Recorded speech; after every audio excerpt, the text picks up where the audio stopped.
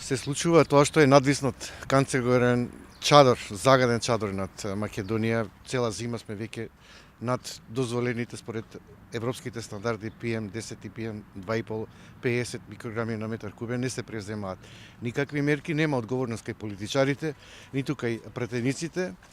И 4 организации, веќе две средби обавивме со адвокатот.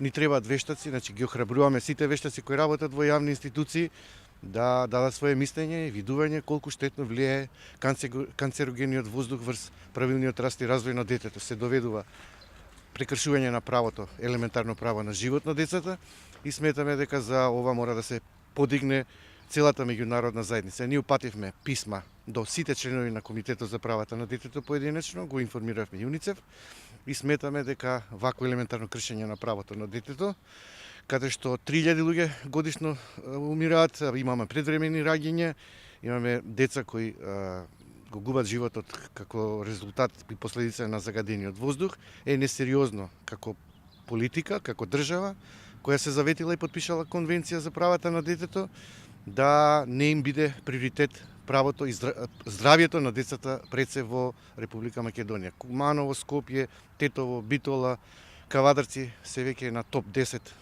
долго време на светската листа по загаденост. Алармот не само што е подигнат, туку се случува еден екоцид во Република Македонија, зашто нема веќе можност за отстапки, компромис и преговарање.